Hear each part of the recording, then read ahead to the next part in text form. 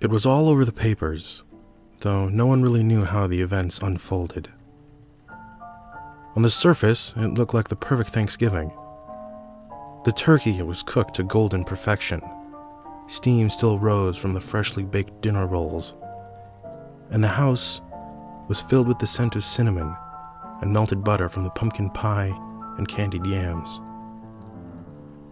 Each family member sat around the table dressed in their Sunday best, ready to enjoy the feast before them. Yet this picturesque scene, which could have easily been the cover of a home and garden magazine, was revealed to be, under the surface, a gruesome tableau of a family fallen. Foul play was afoot this Thanksgiving. 5 corpses sat around this untouched meal. Claude and Mildred Blackstone earned their money on the backs of the hard-working, indentured servants who ran their plantation. Claude ruled the farm with an iron hand during the day, and Mildred kept a household that was as strict as it was spotless.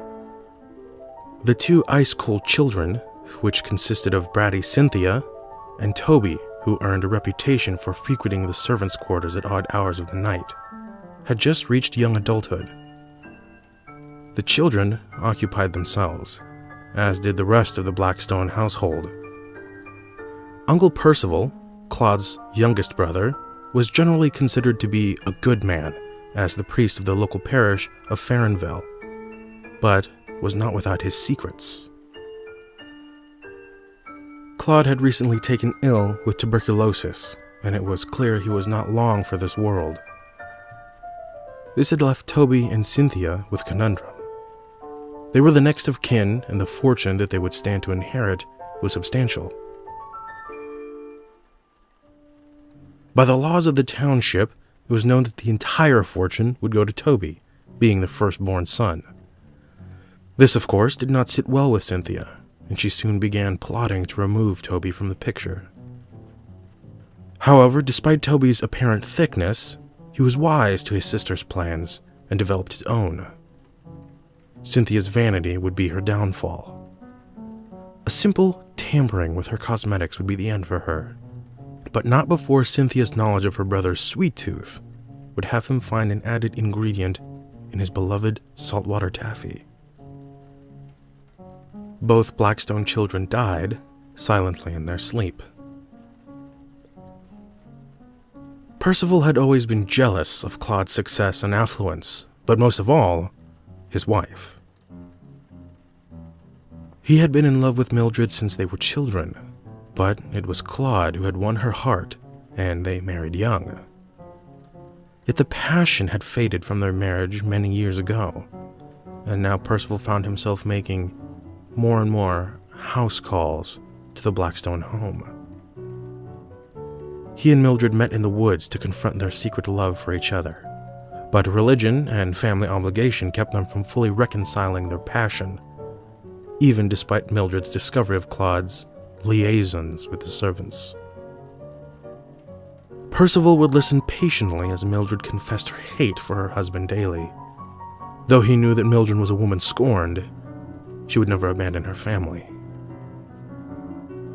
On the night before Thanksgiving, Percival came and met Claude in the kitchen just as he was leaving to rendezvous with the head housekeeper.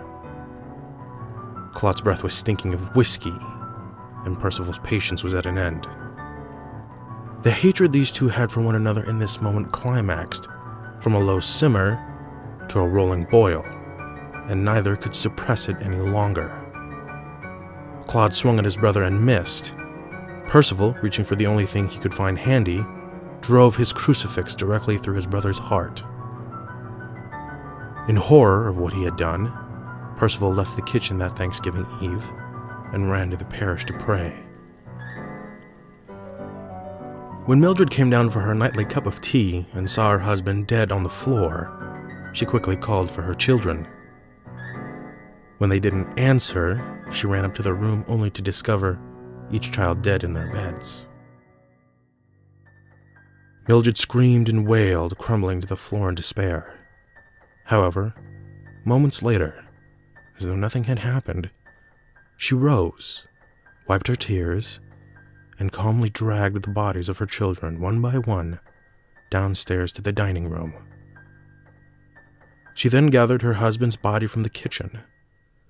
All night long she prepared them, dressing them in their finest clothes, cleaning their wounds, and arranging them around the table.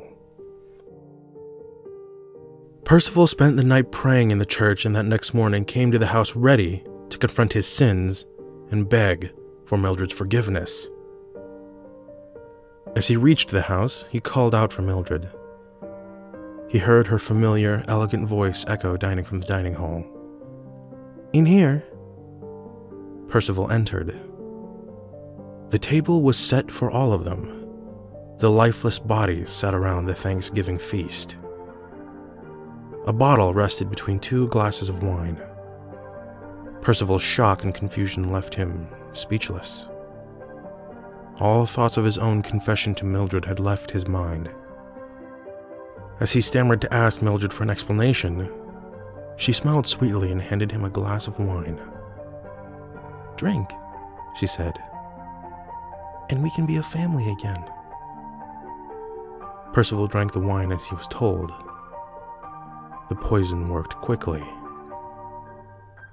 Mildred, finally, with the entire family around her, took her own glass in her hand. Still, with that sweet smile that had so charmed the late Percival, she drank. She never screamed as the poison ate its way through her intestines.